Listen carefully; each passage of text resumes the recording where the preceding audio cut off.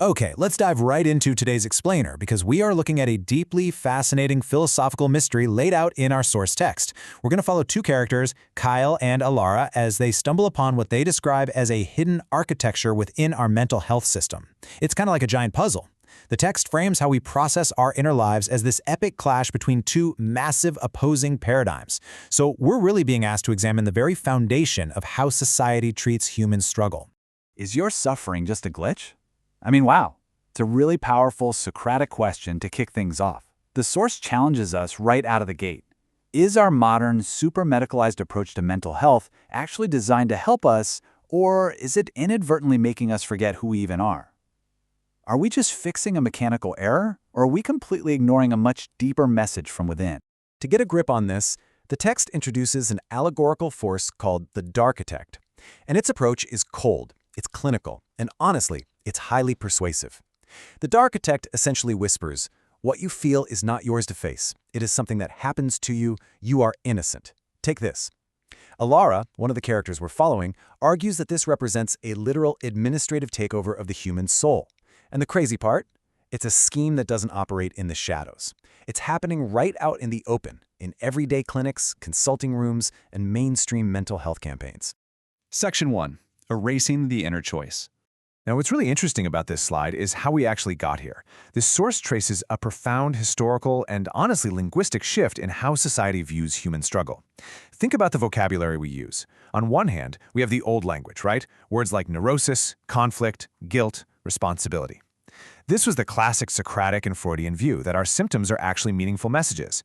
They saw an unexamined life as unlivable, and inner conflict is a sign of a self at war with itself. But the text argues this has been totally replaced by a new script: disorder, syndrome, chemical imbalance. Basically, inner conflict has been rebranded as a purely biological malfunction. And in doing so, the concept of inner choice is completely erased. We can actually map this shift on a timeline. We start way back in antiquity with Socrates, who famously insisted that the unexamined life is unlivable. Then we zoom forward to the early 20th century with Freud. Now, regardless of his flaws, Freud maintained that the ego makes choices and that our symptoms are compromises. But then, the text points to a very specific, pivotal moment in reality, the year 1980. With the release of the Third Diagnostic Manual, the word neurosis was quietly erased. And what took its place? An army of disorders. The source argues that this was the exact moment the idea of inner agency was effectively purged from the system. Which brings us to this incredibly sharp realization from Kale. If neurosis is innocent, then there is nothing to examine. Just think about that for a second. The source argues that by reframing our suffering as just some innocent defect, the system removes blame. Which, sounds super compassionate on the surface. But dangerously, it also completely strips away any incentive for self-reflection. A patient looks at their own inner chaos and simply asks for a pill, absolutely convinced that there is nothing for them to face or learn from. Section 2. The ecosystem of oblivion. You see, this shift in perspective doesn't just stop at the individual level. It ripples outward. Let's look at the systemic consequences of declaring that biology explains absolutely everything. The text defines this resulting state as imaginative oblivion. Now, this isn't stupidity. It's a profound state of forgetfulness. People completely lose connection to their history, their responsibilities, and their own inner depths. The source argues that treating neurosis passively, often through what it calls chemical oblivion branded as care, creates this chemically armored persona. Sure, this persona can function in everyday society, but it never truly wakes up. It's essentially a life organized around never quite meeting yourself. And the text outlines some massive civilizational impacts across the board here. Look at culture. It leads to presentism, a society stuck in the immediate with no historical knowledge to test new narratives against.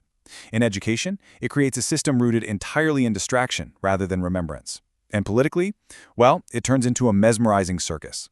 The source argues that dysfunctional institutions actually require a mass of unexamining people just to survive, which means anyone who dares to look deeper, they're treated as a threat. Alara points out that this oblivion directly feeds a commercial ecosystem, one fueled by what she calls scientist zombies. Under this model, biological determinism is sold to us as absolute, demonstrated fact, completely recasting individuals as passive objects.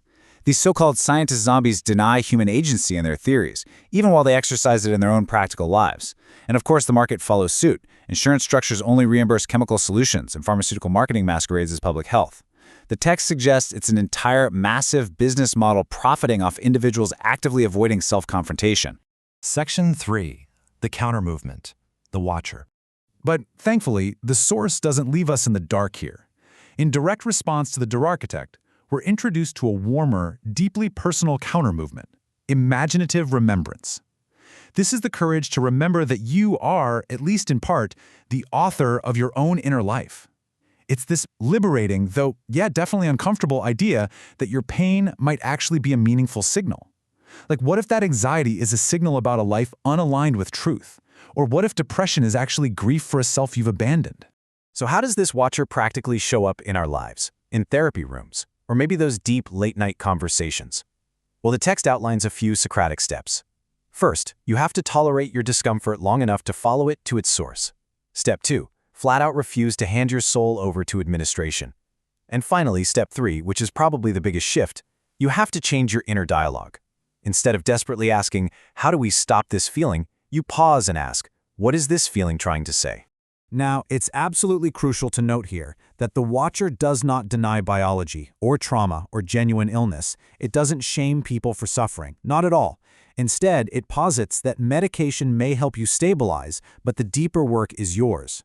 The Watcher quietly but firmly insists that there is simply more to a human being than just chemistry, and there is more to a symptom than just a mechanical glitch. Section 4. The final choice. Patient or participant. So the crucial point is that this all brings our characters, and us as readers, to a real emotional and philosophical climax. It's the ultimate crossroads Cale faces. On one hand, you have imaginative oblivion.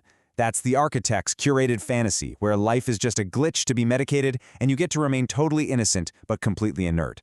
On the other hand, you have imaginative remembrance, the Watcher's path. This treats life as a message to be understood. It requires facing terrifying yet liberating, uncomfortable truths. Because a person who actually sees their own complicity in their suffering, well, they might actually change.